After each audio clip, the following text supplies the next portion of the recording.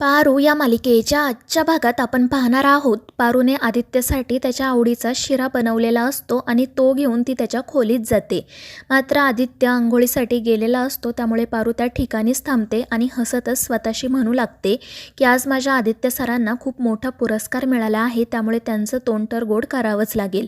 तर दुसरीकडे प्रीतम आणि मोहन काम करत असतात. तितक्यात दामिनी त्या ठिकाणी येते आणि कपाटावरून तिची बॅग काढण्याचा प्रयत्न करू लागते. मात्र तिच्याकडे मोहन काही लक्ष देत नाही, त्यामुळे ती खूप चिडते आणि म्हणते की मी इथे बॅग काढण्याचा प्रयत्न करते, तुम्हाला दिसत नाही का, तुम्ही माझी मदत का नाही करत. मात्र मोहन म्हणत असतो की आम्ही आमचं काम करतोय, तुझं जे सुरू आहे ते सुरू ठेव.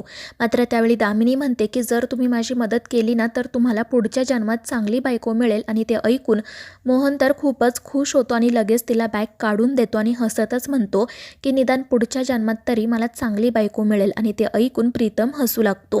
मात्र त्यानंतर मग मोहन दामिनीला विचारतो की तू ही बॅग कशासाठी काढली आहे, कुठे जायचंय तुला, माहेरी जातेस का. मात्र त्यावर दामिनी म्हणते की मी माझ्या माहेरी जात नाहीये, तर मी अवॉर्ड घेण्यासाठी जात आहे. आणि ते ऐकून प्रीतम आणि मोहन तिला विचारतात की तुला कोणता अवॉर्ड मिळाला आहे. आणि त्यावर दामिनी सांगते की मला नाही, पण पारूला तर मिळाला आहे ना. मात्र पारूच मला म्हणाली की मी जाणार नाहीये, तुम्हीच जा, कारण तुम्ही किर्लोस्करांच्या मालकीण आहात. आणि ते ऐकून प्रीतम आणि मोहन हसू लागतात. आणि मग त्यानंतर प्रीतम म्हणतो की मी पारूला समजावतो आणि तिने जर माझंही ऐकलं नाही ना तर मी दादाला सांगेल. ती दादाला नाही म्हणणार नाही. आणि मग त्यानंतर तो दामिनीला सांगतो की दामिनी काकू, तो पुरस्कार घेण्यासाठी पारूच जाईल. आणि ते ऐकून दामिनी चिडते. दुसरीकडे अनुष्का अहिल्याला भेटण्यासाठी आलेली असते आणि ती अहिल्याच्या पायाशीच बसते आणि तिच्या मांडीवर डोकंही ठेवते. त्यामुळे अहिल्या तर खूपच खुश होते आणि ती त्या अनुष्काच्या डोक्यावरून हात फिरवत तिला आदित्याबद्दल सांगू लागते. मात्र ते ऐकून अनुष्का तर खूपच चिडते. मात्र तरीही ती अहिल्यासमोर गोड गोड बोलण्याचं नाटक सुरूच ठेवते. आणि त्या दोघींचं बोलणं सुरू असतानाच सावित्री चहा घेऊन त्या ठिकाणी येते. मात्र अनुष्का तिला म्हणते की मॅडमला चहा मी देते, तू जा इथून. आणि मग त्यानंतर ती स्वतः अहिल्याला चहा आणून देते आणि पुन्हा तिच्या पायाशी बसून मांडीवर डोकं ठेवते. तर अहिल्या म्हणत असते की खरंच मी खूप नशीबवान आहे, मला दोन्हीही सुना माझ्या अगदी मनासारख्या मिळाल्यात. मात्र प्रीतमच्या लग्नाच्या वेळी माझ्याकडून खूप मोठी चूक घडली. आणि मग त्यानंतर ती दिशाचा विषय काढते आणि दिशाचं नाव ऐकताच अनुष्का तर खूप चिडते.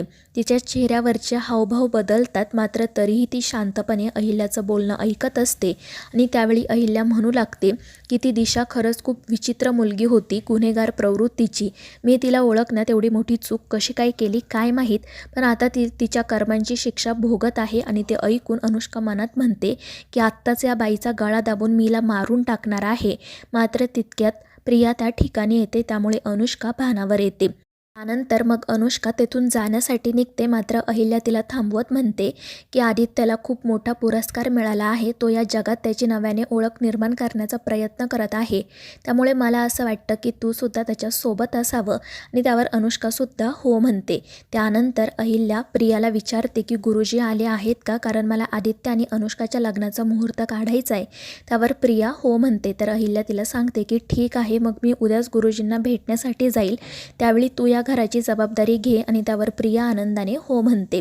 तर दुसरीकडे पारू एकटीच आदित्यच्या खोलीमध्ये असते आणि त्यावेळी तिला बेडवर आदित्यचा कोट दिसतो. तो कोट बघून पारू तर खूपच खुश होते आणि मग त्यानंतर ती तो कोट स्वतःच्या जवळ घेते आणि तिच्या स्वप्नांमध्ये हरवून जाते. ती म्हणत असते की आदित्य सर, मला असं वाटत आहे की आता तुम्हीच माझ्या जवळ आहात, कारण या कोटामधून तुमच्या प्रेमाची ऊब मला जाणवत आहे. मात्र मला माहिती आहे माझं हे स्वप्न कधीही खरं होणार नाही, पण हे स्वप्नसुद्धा खरंच खूप आनंददायी आहे. पण तितक्यात अनुष्का त्या ठिकाणी येते आणि पारूचं हे सगळं काही बघून ती हसतच तिच्याकडे पाहू लागते. तर दुसरीकडे दामिनी मुद्दाम मारुतीसोबत बोलायला जाते. मारुतीला म्हणत असते की तुला लिहिता वाचता येतं ना, त्यावर तो हो म्हणतो. तर दामिनी म्हणते ठीक आहे, मग तू या पेपरमधील बातम्या मला वाचून दाखव. तर मारुती तिच्याकडून पेपर घेतो. मात्र त्यानंतर दामिनी म्हणते की नाही नाही, आज मी पेपर वाचते, तू फक्त बातम्या ऐक. आणि त्यावर मारुती खाली मान घालूनच हो म्हणतो. आणि मग त्यानंतर दामिनी त्या पेपरमध्ये छापून न आलेली बातमी मुद्दाम त्याला वाचून दाखवते. ती म्हणत असते की अरे बघ ना मारुती, काय भयानक बातमी आहे, एका श्रीमंत बापाच्या मुलीला एका ड्रायव्हरच्या मुलाने पळवून नेलं. आणि ते ऐकून मारुती तर खूपच घाबरतो. तर दामिनी त्याच्या मनात पारूविषयी गैरसमज निर्माण करण्याचा प्रयत्न सुरू करते. ती म्हणत असते की अरे बघ ना, त्या श्रीमंत बापाची मुलगीसुद्धा अगदी साधी होती आपल्या पारूसारखी, मात्र तिला त्या ड्रायव्हरच्या हुशार मुलाने फसवलं. जर आपल्या पारूला असंच फसवलं तर काय करायचं आपण? आणि त्यावेळी मारुतीला आत्तापर्यंत पारूच्या बाबतीत जे जे घडलेलं असतं ते सगळं आठवतं आणि तो खूप घाबरतो. पण तरीही तो दामिनीला म्हणत असतो की नाही नाही, पारूच्या बाबतीत असं काही होणार नाही. तर दामिनी नाटक करत म्हणत असते की अरे हो, मला माहीत आहे पारूला फसवणारं इथं कोणीही नाही आहे. पण तुला एक गोष्ट माहिती आहे का? पारू सतत आदित्यच्या मागे पुढे करत असते. माझ्या 1-2 गोष्टी कानावर आल्या आहेत आणि म्हणूनच मी तुला सावध करण्यासाठी आली आहे. तुझा आहे ना तुझ्या मुलीवर विश्वास? आणि त्यावेळी तो म्हणतो की हो मॅडम, तुम्ही काळजी करू नका, माझा पारूवर पूर्ण विश्वास आहे आणि आम्ही नोकर माणसं आहोत, आम्ही आमच्या मालकांच्या बाबतीत असा विचारही करणार नाही. पण दामिनी काही गप्प बसत नाही. ती मारुतीच्या मनात पारूविषयी गैरसमज निर्माण करतच राहते. ती म्हणत असते की एक गोष्ट लक्षात ठेव, वयात आलेल्या मुलीला सांभाळणं खूप अवघड असतं आणि पारू तर आईविना वाढली आहे आणि त्यातच ती इतकी वर्ष तुझ्यापासून सुद्धा लांब होती आणि आता ती सतत आदित्यच्या मागे पुढे करत असते. खरं तर मला ना कधी कधी खूप भीती वाटते, कारण जर काही झालं ना तर पारूच्या लग्नाचं अवघड होईल आणि ते ऐकून मारुती घाबरतो. तर दुसरीकडे पारू आदित्यचा कोट घेऊन बसलेली असते, तर अनुष्का ते सगळं काही बघत असते.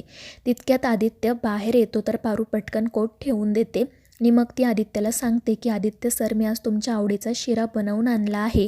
आणि ते ऐकून आदित्य तर खूपच खुश होतो आणि तिला म्हणू लागतो की आज मला खरंच शिरा खायची खूप इच्छा झाली होती.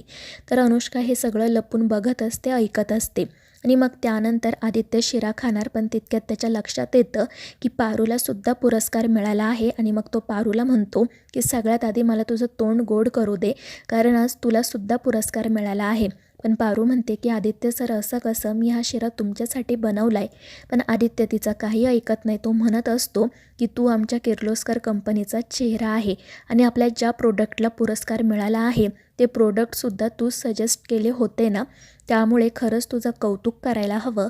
आणि मग तो स्वतः पारूला शिरा भरवतो, त्यामुळे पारू खूप खुश होते आणि मग तीसुद्धा आदित्यला एक घास भरवते. तर हे सगळं अनुष्का बघत असते आणि हे सगळं बघून ती खूप चिडते. तर दुसरीकडे मारुती दामिनीला म्हणत असतो की माझ्या पारूवर विश्वास आहे. तर दामिनी म्हणत असते की अरे माझासुद्धा तिच्यावर विश्वास आहे आणि मलासुद्धा असंच वाटतं की तिच्या बाबतीत काही चुकीचं घडू नये.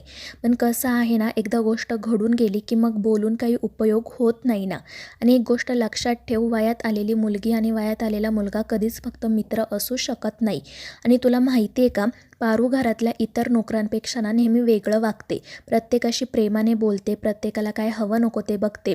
आणि आदित्यला ना तर ती सतत हवी असते. आदित्य आजारी पडला तरी त्याला पारू हवी असते, त्याला बाहेर फिरायला जायचं म्हटलं तरी त्याला पारूच हवी असते.